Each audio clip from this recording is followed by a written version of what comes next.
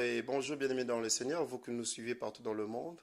Je bénis grandement le Seigneur pour cette émission qui me donne l'opportunité de parler de Christ. Je suis le pasteur Ghislain Kalisumbu de l'église évangélique Union chrétienne en cycle IC, basée à Nancy.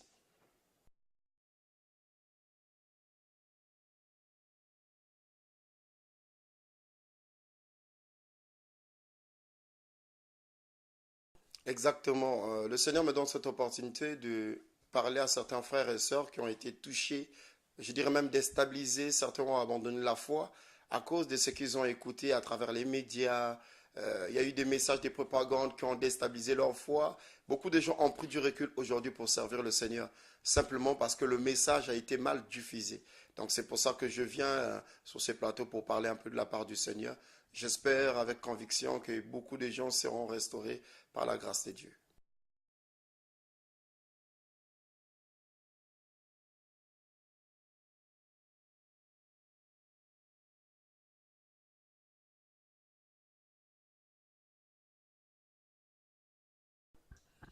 Alors, je dirais simplement que Jésus-Christ ne s'est pas trompé. Dans sa parole et durant tout le long de son ministère, il a dit des choses qui sont vraies pour éviter l'Église d'aller dans les dérives. Aujourd'hui, on voit qu'il y a ce qu'on appelle l'Église business ou les pasteurs patrons. Je dirais simplement que ce n'est pas une bonne chose. La Bible nous dit quoi? Lorsque Jésus-Christ est rentré dans le temple, et nous connaissons tous ces versets dans Matthieu 21, le verset 12 à 13, il dit, ma maison est une maison de prière. La Bible nous dit qu'il était rentré dans le temple et il a vu qu'il y avait des gens qui échangeaient de l'argent, qui vendaient les pigeons. Donc c'était devenu en quelque sorte une centre commerciale. Et aujourd'hui, on le voit dans certaines églises. Lorsque vous rentrez dans l'église, vous trouvez déjà, il y a des tables qu'ils ont mis à côté, des boutiques pour payer les livres, les CD, les DVD. Ça, c'est interdit, c'est pas biblique. L'œuvre de Dieu consiste à le faire dans la gratuité. Ça veut dire quoi? Lorsqu'on voit Matthieu 10, le verset 8 jusqu'au verset 10, quand Jésus-Christ donne la recommandation à ses disciples, il leur dit quoi? Vous avez reçu gratuitement, donné gratuitement. Donc on voit qu'il y a la gratuité.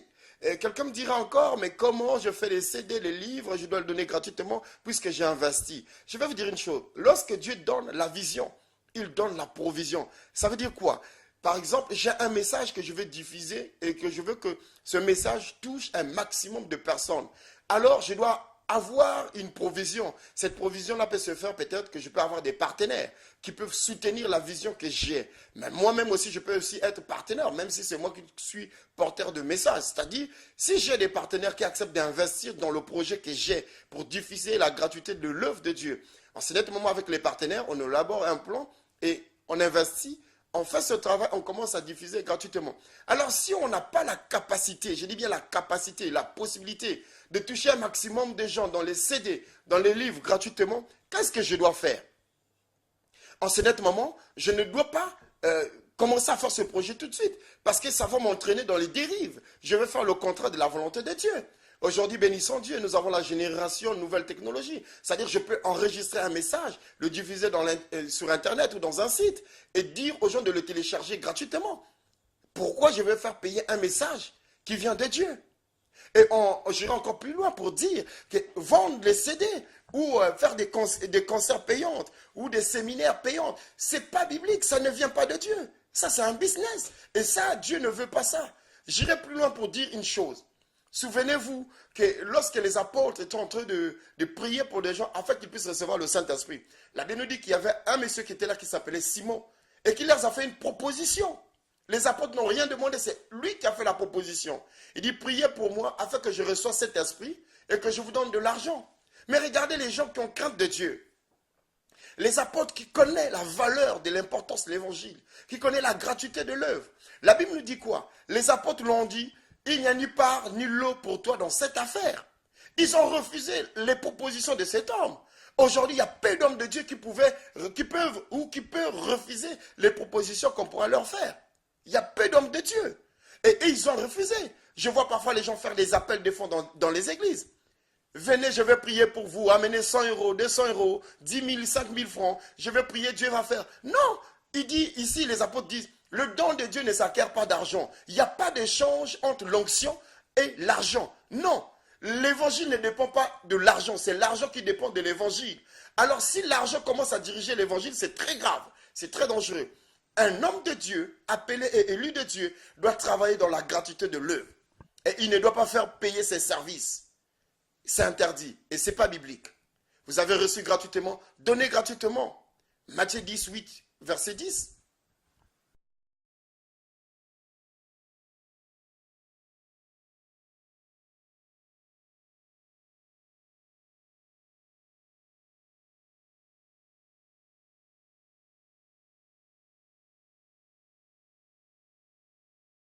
Alors, lorsque je parle de partenaires, on voit que Jésus-Christ dit à ses disciples, il dit, lorsque vous rentrez dans une maison, si on vous reçoit, on vous donne de l'eau à boire, à manger, et ces gens-là aussi seront bénis en qualité de prophètes.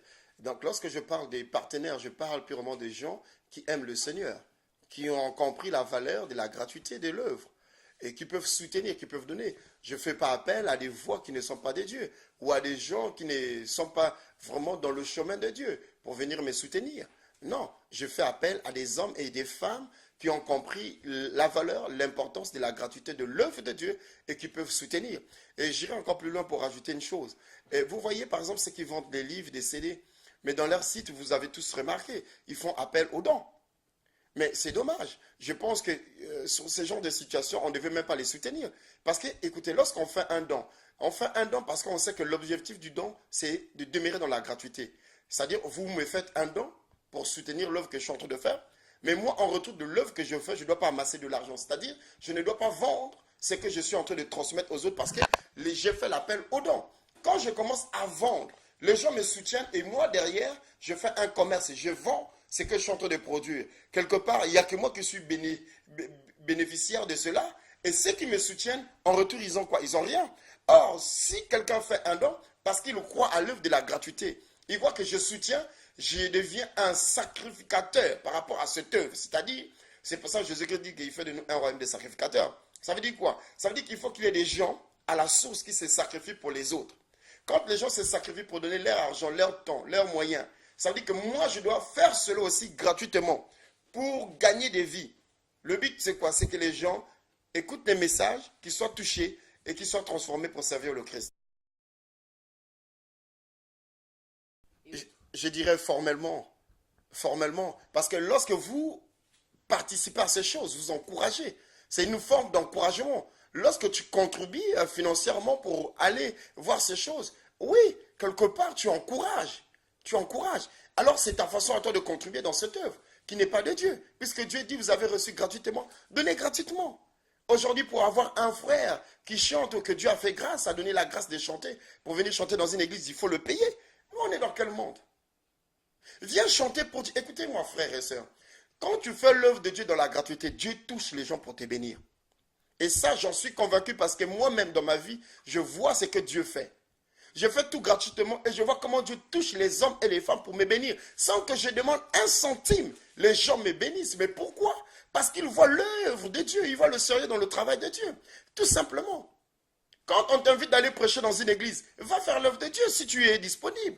Ne demande pas qu'on puisse te payer. Il y a des hommes de Dieu qui demandent des cachets. Je vais venir dans ton église, tu me payes tant, tu me fais tant, tu me fais tant. Non, va d'abord faire la gratuité de l'œuvre. Et si tu es de Dieu, Dieu touchera certainement les gens dans cette église pour te bénir. Je vais faire un témoignage. J'étais dans un pays d'Afrique, je vais éteindre le nom. Et j'arrive dans cette église, l'homme de Dieu me dit, bon, comme tu es venu prêcher dans notre église, on te donne l'espace, tu prêches et puis tu fais l'appel de fonds. Si tu as 2 millions, 3 millions, tu prends pour toi. Je lui ai regardé, je lui ai dit non, je ne travaille pas pour l'argent. Je travaille dans la gratuité. Oui, mais vous venez de la France et tout. J'ai dit oui. Dieu a permis que je puisse me déplacer de la France jusqu'à ce pays. Donc, c'est ce que je veux faire. Le reste, il n'y a que le Seigneur qui fera. Je parle de Dieu dans la gratuité. J'annonce l'œuvre de Dieu dans la gratuité. C'est quoi l'appel de fonds? Si on n'a pas compris c'est quoi le ministère de l'œuvre de Dieu, il faudrait qu'on change de métier. Appel de fonds. J'aurais souhaité que les pasteurs qui font des appels de fonds puissent devenir des traders pour négocier les marchés. Parce que quand tu dis, viens, je vais prier pour toi, donne 100 euros, donne 200 euros, Dieu va te bénir. Le don de Dieu ne s'acquiert pas d'argent, bien-aimé dans le Seigneur. Nous devons travailler dans la gratuité. Et les personnes qui contribuent à ces choses, ils encouragent l'avancement de ces choses. Les conférences et les séminaires ou les concerts payantes, n'allez pas. Je dis, n'allez pas parce que ça ne vient pas de Dieu. Et ça, c'est le business pour enrichir la vie et leur projet à eux. Dieu n'est pas dedans.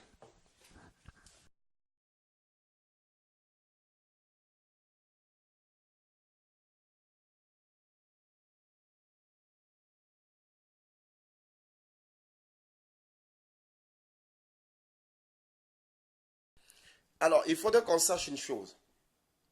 Dénoncer, comme j'ai dit tout à l'heure, les ventes des CD, des livres, c'est pas mauvais. Mais lorsqu'on commence à calomnier des personnes, ça ne vient pas de Dieu. Nous nous sommes appelés à annoncer la vérité de Dieu. Et nous ne sommes pas appelés à calomnier les gens, à insulter les gens. Non, ce n'est pas ça notre mission. Et je dirais, vraiment, je suis désolé de voir qu'il y a des émissions qui sont là pour insulter les hommes de Dieu ou critiquer, condamner les hommes de Dieu. C'est dangereux. La Bible dit, qui es-tu pour juger mon serviteur? Il y a des hommes de Dieu qui font la volonté et le travail de Dieu. Mais aujourd'hui, ils sont tombés dans le péché. Ça peut arriver à tout le monde. Puisque la Bible le dit, mon serviteur tombera 7 fois et l'Éternel le relèvera. Ça ne veut pas dire que Dieu encourage ses serviteurs de tomber, mais il donne l'alerte, il annonce. Donc pour moi, si un grand homme ou un petit homme ou un moyen homme, comme les gens ont l'habitude de qualifier, mais tout serviteur est un serviteur, j'aimerais aussi souligner cela, peu importe ton statut, peu importe ton image, si tu tombes et que tu tombes dans le péché, moi en tant que serviteur de Dieu, enfant de Dieu, c'est pas à moi de te critiquer, ni de te condamner, ni de te juger. Non, là, je fais l'œuvre de l'ennemi. Vous savez, le diable, son but, c'est quoi? C'est de calomnier les gens. Alors, il y a des chrétiens aujourd'hui qui font le rôle du diable sans se rendre compte qu'ils sont en train de travailler avec Satan. Parce que quand tu commences à calomnier les hommes de Dieu, ou les serviteurs de Dieu, ou les filles des fils de Dieu, tu calomnies, et quand tu calomnies, cela ne vient pas de Dieu. Je m'ai simplement dit, que nous dit la Bible lorsque ton frère pêche? Lorsque ton frère dérive? Si tu as une opportunité pour ramener cette personne à la raison, parce que vous savez, quand vous humiliez une personne en plein air, en plein public, ça dit vous encourager au diable de le détruire, de le déstabiliser. Mais j'aimerais simplement dire, qu'est-ce que la Bible nous dit? Dieu savait que ces choses devaient arriver. Donc voilà, dans Matthieu 18, le verset 15, la Bible nous dit, si ton frère a péché, va et reprends-le entre toi et lui. Ça veut dire quoi? Il faut que tu es dans le secret.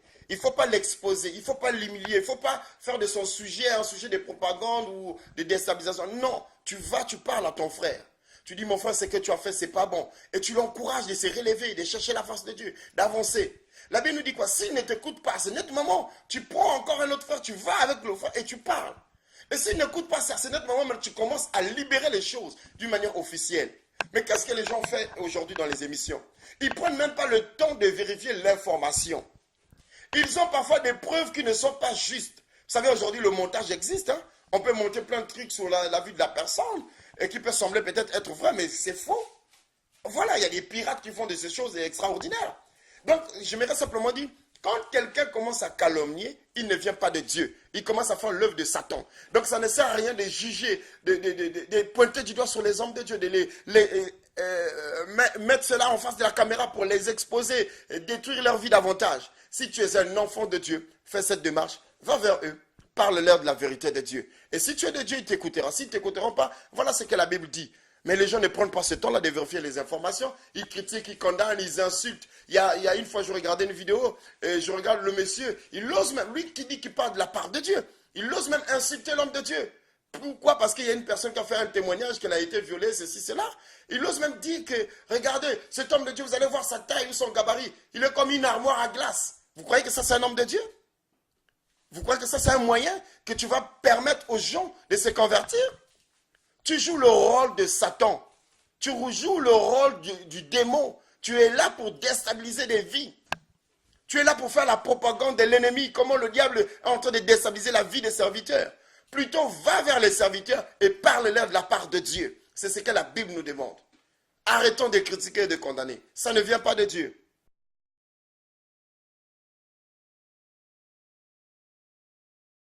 Alors, si vous dites bien la cible, ça veut dire que le diable, c'est sa mission. Tous les jours, il est là pour nous contrôler, pour chercher, voilà, à nous déstabiliser. Mais je vais vous dire une chose.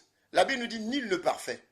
Ni moi, ni mes confrères qui prêchent l'évangile, nul ne parfait. On devient parfait lorsque Christ est en nous. Donc ça veut dire quoi? Il peut arriver un jour, quelqu'un peut pécher. Quelqu'un peut commettre une erreur. Ça peut être grave ou moins grave. Ça peut arriver à tout le monde. Moi, je suis prêt à tout. J'ai un principe dans ma vie. Mon seul principe, c'est comme la Bible dit. Reconnais seulement là où tu es tombé. confesse tes péchés, avoue et délaisse, et tu continues à avancer. C'est ça mon principe. Si je suis la cible de quelqu'un pour une situation qui peut-être peut être vraie ou fausse, mais ce qui est important pour moi, c'est de me repentir et d'avancer. M'avancer et à continuer à servir le Seigneur. C'est ça que Christ attend de moi. Et j'aimerais vous dire une chose, je l'ai dit tout à l'heure, que la Bible le dit, mon serviteur tombera 7 fois. Il ne nous encourage pas de tomber. S'il le dit parce qu'il sait qu'il y a des hommes de Dieu qui tomberont un jour. Et quand vous tombez, relevez-vous, cherchez la face de Dieu. C'est ça qu'il faut faire et continuer à avancer. Il n'y a pas de critique qui peut me déstabiliser. Il n'y a pas de choses qui peut me faire écarter sur la voie de Dieu. Qu'est-ce qui peut me séparer de l'amour de Dieu? Personne. Aucune situation ne peut me séparer de l'amour de Dieu. J'ai fait un choix de suivre le Seigneur. Même si c'est difficile, même si c'est compliqué, je continuerai à suivre le Seigneur jusqu'à ce que Jésus-Christ revienne. Est-ce que c'est dans l'objectif d'un homme de Dieu de faire une émission sur ce qui se passe dans le camp de l'ennemi? J'aimerais simplement dire, quand vous voyez les gens qui ont l'initiative, c'est-à-dire les émissions là n'existent pas pour faire la propagande de montrer ce qui se passe dans le camp de l'ennemi. Ces émissions-là ont pour but de déstabiliser les chrétiens, ceux qui ont la foi, ceux qui veulent servir le Seigneur. C'est ça le but de cette émission. Je pense que s'il y avait une émission qui avait le but de déstabiliser l'ennemi, c'est de dénoncer les manières dont que le diable peut utiliser les hommes de Dieu. Pas en dénonçant, en calomniant les hommes de Dieu.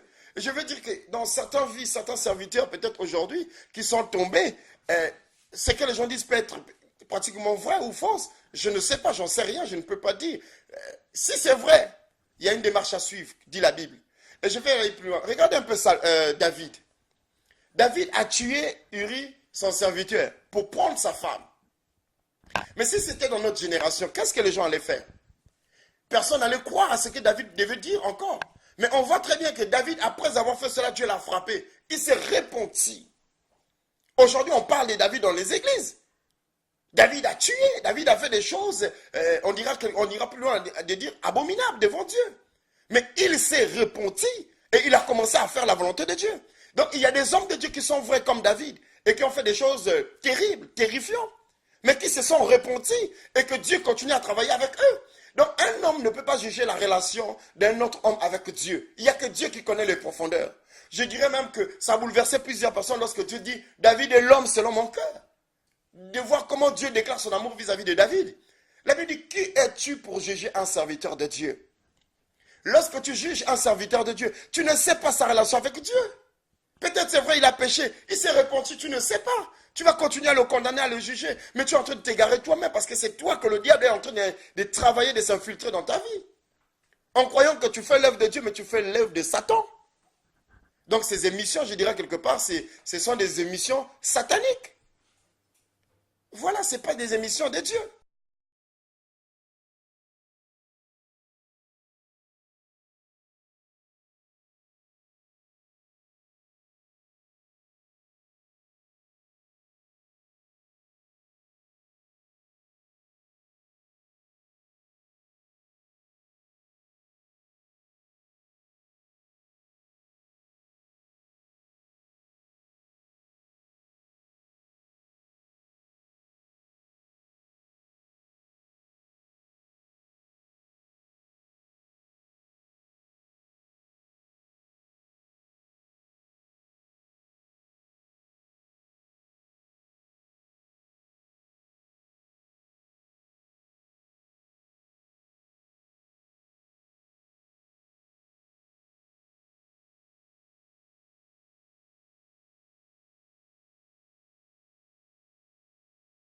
C'est comme je disais tout à l'heure. Il y a des gens qui servent Dieu en esprit en vérité, qui ont peut-être péché et qui se sont repentis.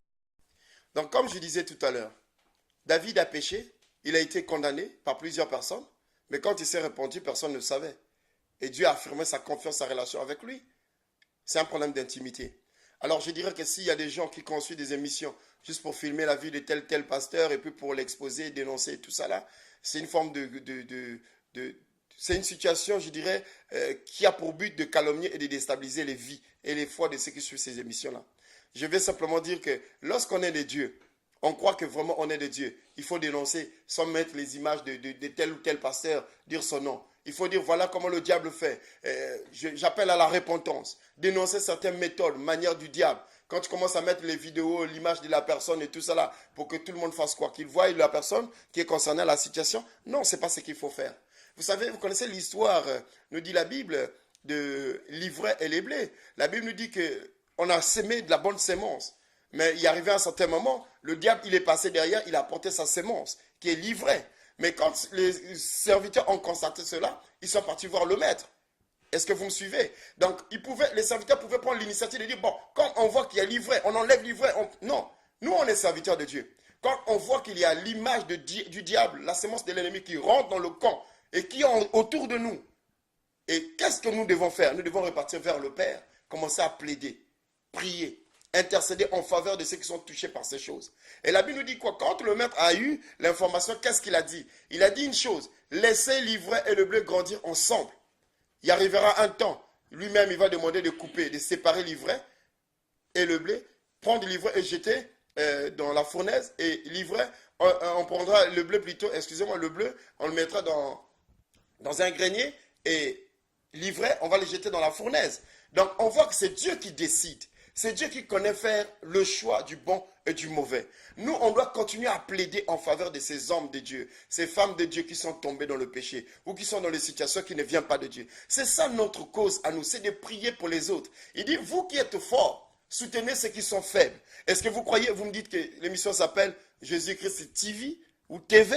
Vous croyez que ça, c'est vraiment une émission de Jésus-Christ TV? Je pense qu'on ne devait pas appeler ça Jésus-Christ TV. On devait appeler ça Satan TV.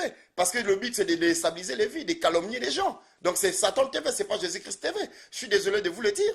Parce que celui qui a la chance de Dieu, il plaide en faveur de ses frères. Il ne peut pas aimer son frère en train de sombrer, de mourir, de rentrer dans une situation qui le détruit. Il ne peut pas aimer cela. Il ne peut pas faire de ça un sujet de propagande. Il faut qu'il se lève, il prie. Il devait créer un groupe d'intercession pour prier des hommes de Dieu. Un groupe pour signer une pétition, de louer Dieu, de plaider en faveur de toutes ces personnes-là. Vous croyez quand vous les critiquez comme ça, ils vont se repentir? Non. La démarche à suivre, elle est là. Il faut aller vers la personne concernée et parler de la part de Dieu. C'est ce que la Bible nous demande. Quel conseil pouvez-vous donner aux fidèles qui ont été touchés ou qui ont rétrogradé suite à l'écoute de ce genre d'émission? Alors, j'aimerais simplement dire aux frères et sœurs, lorsque vous lisez bien la Bible, il n'y a pas une raison que Dieu va accepter lorsque vous vous affaiblissez à cause de ce que vous écoutez. Il n'y a pas une raison que Dieu va accepter. Pourquoi? Parce que la Bible nous dit, maudit soit celui qui se confie en l'homme. Ça veut dire que la foi de chaque chrétien ne doit pas être basée sur son pasteur, doit être basée sur son Dieu. Ça veut dire que si ma foi, elle est entre les mains de Dieu, quand les situations difficiles arrivent, ce n'est pas une surprise pour nous, puisque Christ nous a annoncé ces choses.